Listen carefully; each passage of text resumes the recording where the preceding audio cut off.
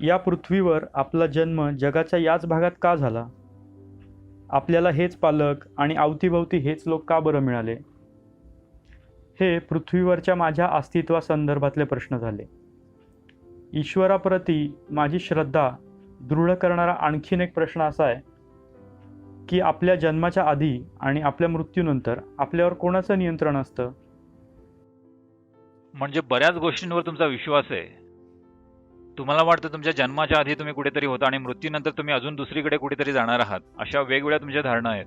पुष्कळ धारणा बाळगून आहात.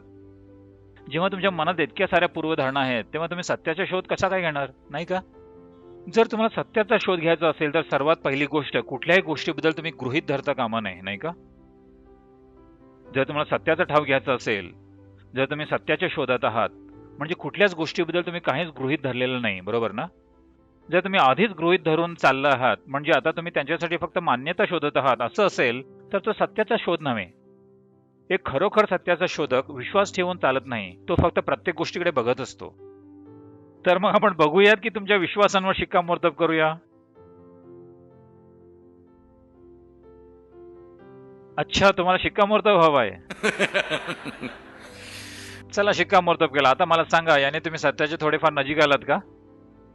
जर मी तुम्हाला म्हटलं तुमचे सगळे विश्वास खरे आहेत तर ते तुम्हाला सत्याच्या कितपत जवळ घेऊन जातात का? तुम्हाला जरा बरं वाटतं एवढंच. माझ्या सगळ्या धारणा गृहीत अचूक होत्या, पण त्याने काही प्रश्न सुटणार नाहीत, नाही का? आयुष्याचे प्रश्न याने सुटणार नाहीत. सुटतील का? नाही.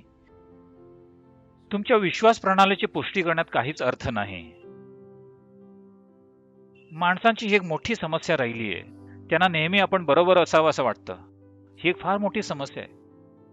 खरं पाहता जगातल्या सगळ्या समस्यांचं मूळ हेच आहे, मी बरोबर आणि तू चूक. ही एकच समस्या आहे, नाही का?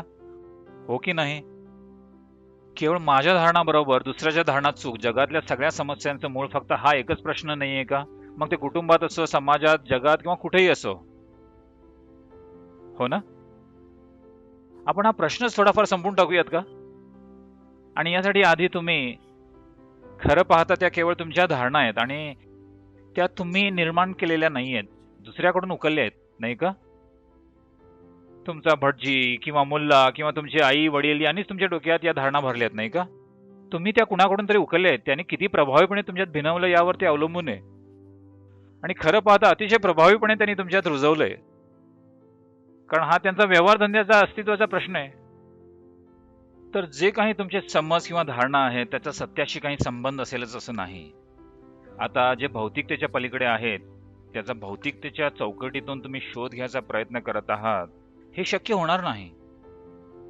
जे भौतिकतेच्या पलीकडे आहेत त्याचा तुम्ही ज्ञानेंद्रियांच्या माध्यमातून जाणण्याचा प्रयत्न करत आहात, हे कदापि शक्य नाही. तुम्हाला समुद्राची खोली मोजायची असेल आणि त्यासाठी जर तुम्ही फूटपट्टी घेऊन आलात तर साहजिकच तुम्ही चुकीचे निष्कर्ष काढाल, नाही का?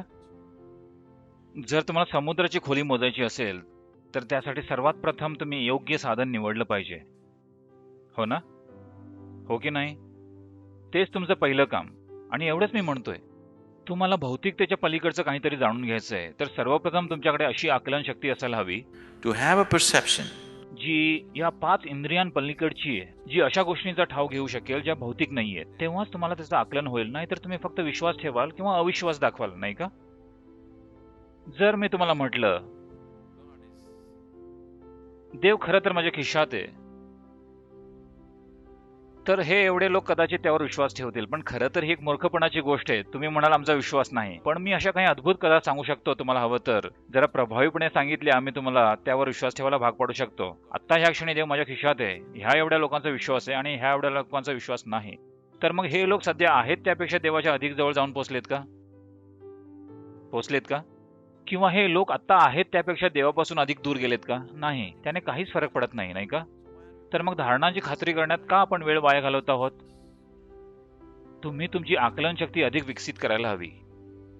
केवळ आकलनाने तुम्ही सत्य जाणून घेऊ शकाल, याशिवाय दुसरा मार्ग नाही, बरोबर ना? केवळ आकलन झालं तरच तुम्ही जाणू शकता, तोपर्यंत तुम्ही जाणू शकणार नाही. ही वास्तविकता आहे. हे खरं आहे ना? जे लोक माझ्याशी कट्टी आहेत हे खरं आहे ना? जर तुम्हाला आकलन झालं तरच तुम्ही जाणता. जर तुम्हाला आकलन नसेल तर तुम्हाला कळणारही नाही. तुम्ही हे मान्य करायला तयार नाही आहात की तुम्हाला माहित नाही, म्हणून तुम्ही गृहीत धरता, विश्वास ठेवता, नाही का?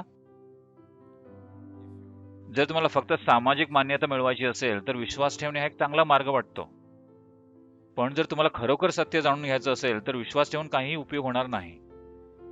विश्वास ठेवल्याने तुम्हाला फक्त आत्मविश्वास मिळतो, आणि मूर्खांना आत्मविश्वास मिळणं ही एक अतिशय धोकादायक गोष्ट आहे. हे कळते का तुम्हाला? जेव्हा मूर्ख लोक आत्मविश्वासी होतात तेव्हा ही खरोखर अतिशय धोकादायक गोष्ट आहे, नाही का? तुमच्या लक्षात येते का? बुद्धिमानी लोक नेहमी कचरतात, पण मूर्ख मात्र नेहमीच पोकळ आत्मविश्वासाने बोलतात. हे पाहिलंय का तुम्ही? प्रचंड आत्मविश्वास.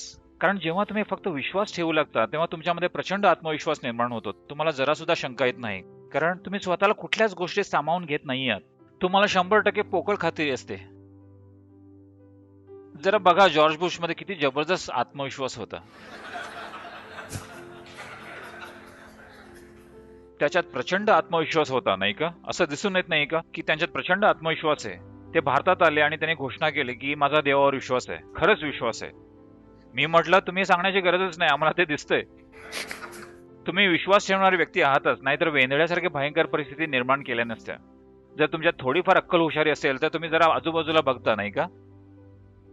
तुम्ही बघाल की काय आहे आणि काय नाही. पण तुम्ही जर फक्त विश्वास ठेवणारे आहात, फक्त देवावरच नाही तर इतर पुष्कळ गोष्टींवर सुद्धा.